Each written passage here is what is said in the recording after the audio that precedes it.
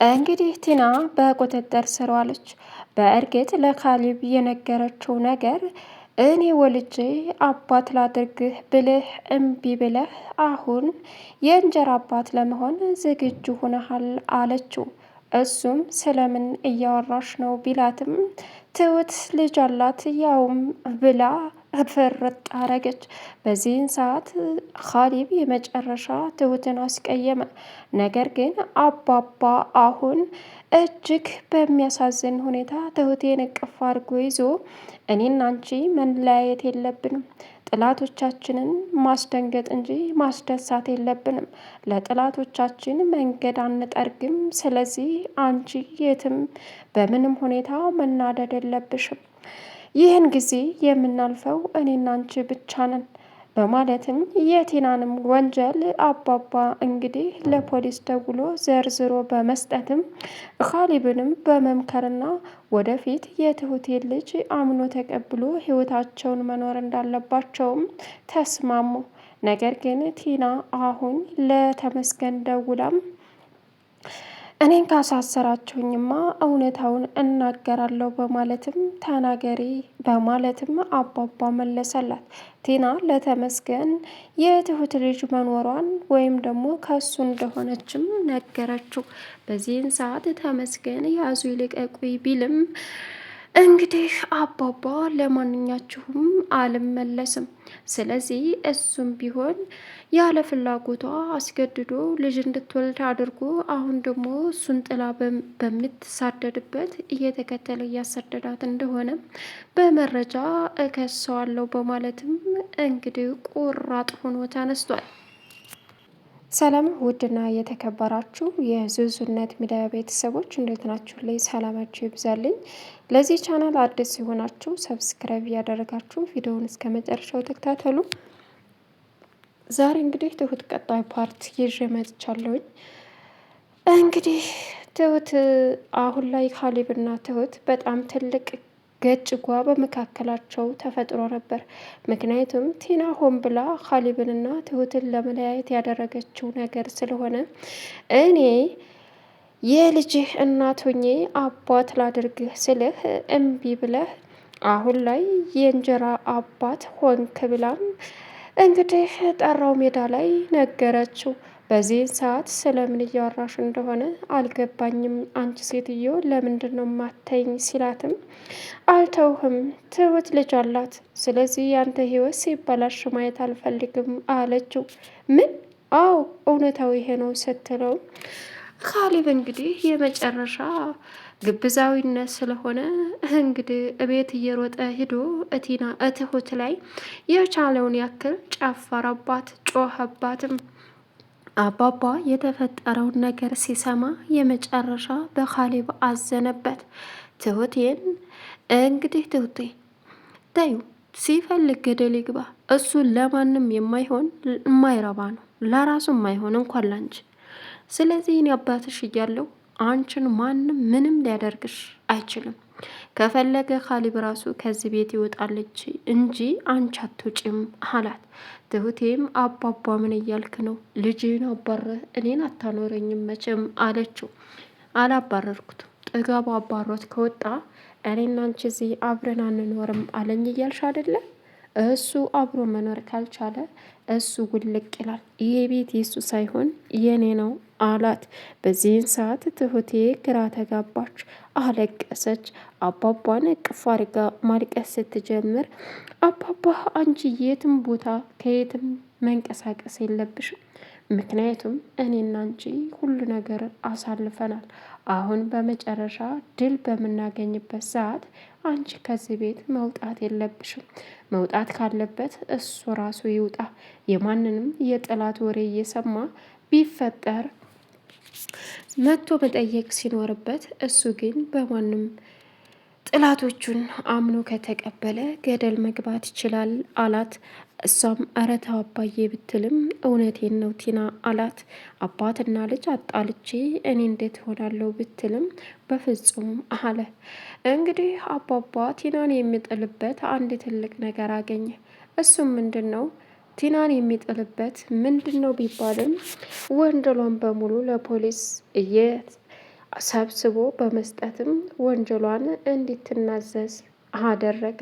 እሷው ራሷ በተናዘዘችው ወንጀል እንዳለ እስር ቤት ገባች።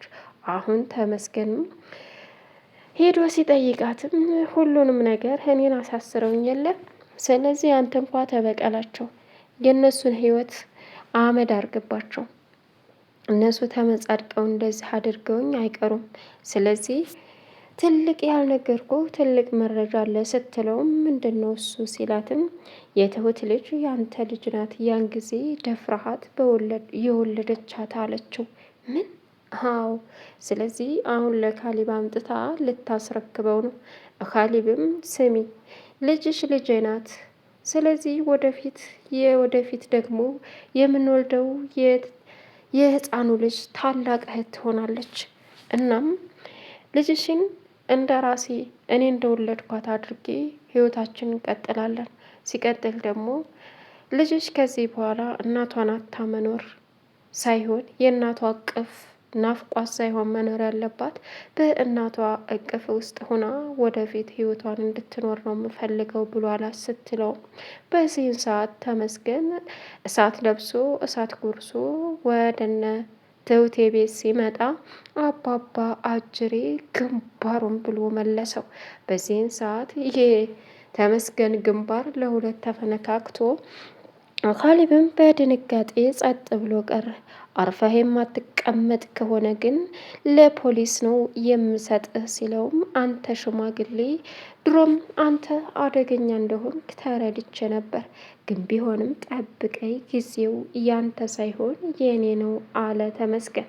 አባባም እጠብቃለሁ እንዳታስብ አንተ ውርደታም አለው። ትሁትንም ተመስገን ዛተባት። አንቺ ነሽ የኔን ልጅ አሳልፈሽ ልጅ እያለ ልጅ አልባ አድርገሽ ይህን ያክል ጊዜ ያስቀመጥሽኝ፣ በዛ ላይ የኔን ልጅ አሳልፈሽ ለዚህ ለዘሮጦ ባልሽ ልሰጭ ነው አላት። እመነኝ አሳያለሁ አለችው። አርፋ የማትቀመጥ ከሆነ ከዚህ በኋላ በአንተ ዛቻና በአንተ ማስፈራራት እኔ የምቀር ከሆነ እንዳታስበው አለችው። እሱም ዝቶ ወጣ። አባባም አዎ ልጄ፣ እኔ የማቃት ጀግናዋን ትሁት እንጂ ውሻ በጮኸ ቁጥር ድንጋይ የምትወረውረዋን ትሁቴን አይደለም። ስለዚህ እኔ እስከ ዛሬ ከጀመረ እስካሁን ድረስ ነገሮችን የምትጋፈጥ ከማንም ምንም የማጠብቅ የማትሸሸዋን ትሁቴን አብራኝ እርሜ ልኳን እንድትዘልቅ ነው የምፈልገው ሲላትም፣ በዚህን ሰዓት ትሁቴ በጣም ደስተኛ ሆና አባባ ጋር ተቃቀፉ። በዚህን ሰዓት ካሊብ በሁለቱ የቅናት ኃይሉት የደስታ ተገርሞ ቁሞ መመልከት ጀመረ። አሁን ላይ እንግዲህ የንደት እሳት የምትበላዋ ቲና በእስር ቤት እሪ መገን እያለች ትገኛለች። በእርግጥ ዳኒ በጣም ጥረት እያደረገ ቲና ያቀደችውን እቅድ ለነ ካሊብ በመናገር ለአባባ ካሊብና ዳኒ እንኳ በፍጹም አይጣጣሙም። ምክንያቱም ካሊብ ዳኒን እበቀላለሁ ብሎ ባደረገው ነገር ከምንም በላይ አስቀይሞታል። አሁን ላይ ኢዴን በጣም ተናዳበት ስለነበረ በዳኒ ከቲና ጋር በመኖሩና ቲና እሱ ቤት ልብሷን አስቀምጣ እንደሆነም ስትነግራት የመጨረሻ ዳኒ ላይ ያላት ጥርጣሬ ይበልጥ በጣም በሚያሳዝን ሁኔታ ከፋ። በዚህን ሰዓት እመኘኝ አንቺ ጋር መኖር አለብኝ ከአንቺ ጋር መዳለብ ሲላትም ለምን ስትለው ቲና እኛ ቤት ነው ያለችው፣ ስለዚህ ምንም መሄጃ ስለሌላት ቤቱን ለቅቄ ወደ አንቺ ልምጣ ሲላትም አልፈልግም ብላ ተንጨረጨረች። የኔ ውድ አትናደጂ፣ እኔ ከእሷ ጋር ግንኙነት ቢኖረኝ በፍጹም እንትን አልልም ማለቴ በፍጹም ወደ አንቺ ጋር ልምጣ አልልም። ስለዚህ እኔ እሷን በቃ መሄጃ ስለሌላት ነው እባክሽን ተረጂ በማለትም እሺ ብላው ስታበቃ በአጋጣሚ ቲና ስትደውል ለምንድን ነው የደወለችው ስትልም በፍጥነት መሄድ አለብኝ የእሷን ሁኔታም ማየት አለብኝ እባክሽን ሲላትም ኢደን እንግዲህ አይቻልም፣ እሷ ጋር ከሄድክ እኔን ማግኘት አትችልም፣ አገኛታለሁ ብለህም ወደ እኔ እንዳትመጣ አለችው። እባክሽ እዱዬ አንቺ ካልተረዳሽኝ ማን ይረዳኛል? እባክሽ ልለምንሽ፣ እባክሽን ስመጣ ሁሉንም ነገር አስረዳሻለሁ ሲላትም አልፈልግም ሂድ አለችው። ሂዱ ካልነገር እሺ ካላልሽኝና እዚሁ እንደምትጠብቂ ቃል ካልገባሽልኝ እኔም አልለቅሽም፣ እስከማስረዳሽ ጊዜ ይፈጃል እባክሽ ሲላትም ሄድ አለችው። ዳኒ በሄደበት ሰዓት የተመስገን ልጅ መሆኗን ለተመስገን መናገር እንዳለባትና ትሁትን እስከ እድሜ ልኳ መቀመቅ መክተት እንዳለባት ለዳኒ ነገረችው። በዚህን ሰዓት የማይታሰብ ነው ብሎ ነገ የሆነ ነገር አድርገን ጉድ እንሰራቸዋለን ብሎ ሀሳቧን አስቀየሰው። በዚህን ሰዓት ዳኒን አመነችውና እሺ አልናገርም አለች። ግን ደግሞ ካሊብን መንገድ ላይ ስታገኘው እሱን ያናደርኩና ያቃጠልኩ መስሏት እኔ ልጅ ወልጅ አባት ላድርግህ ብለህ እምቢ ብለህ አሻፈረኝ ብለህ አሁን የሰው አባት እያለ መሆን በተዘጋጀበት ሰዓት ነው የደረስኩት አለችው። ስለምን እያወራሽ ነው ሲላትም እንግዲህ ስለ ትሁት የተደበቀ ሚስጥር ዘክዝካ አወጣች። በእርግጥ ትሁት ስህተተኛ ናት። አባባ ካሊብ ልጅ እንዳለሽ ንገሪውና እውነታውን ይወቅ ሲላትም አይሆንም በማለት ስትግደረደር አሁን ቲና ቀድማ ድብልቅልቁን አወጣችሁ። በዚህን ሰዓት ለምን ተናገረኝ ብላ ትሁት መነፋረቅ ጀመረች። ነገር ግን ይህ ነገር ነገ ጧት ድብቅ ሳይሆን ይፋ እንደሚሆን እያወቀች መናገር ሲኖርባት፣ እሷ ግን አይሆንም እያለች አባባ ተይ እያለ ሲለምናት፣ እሷ በፍጹም እንደዚህ ሊሆን አይችልም ስትል ትልቅ ችግር በራሷ ላይ ፈጠረች። አሁን ብታለቅስም ምንም ብትል አማራጭ ስለሌላት ጸጥ ብላ የራሷን ሕይወት መኖር እንዳለባት የምትችለው የምታምነውም ለካሊብ ልጅ እንዳላ መናገር ስትችል ነበር። እሷ ግን አይሆንም በማለት ራሷ ላይ ትልቅ ችግር ጠምጥማ አሁን እንደገና ካሊብ ሲናገራት ደም እንባ ማልቀስና ቂም ማትረፍ እንደሆነም ምንም ጥርጥር የለውም።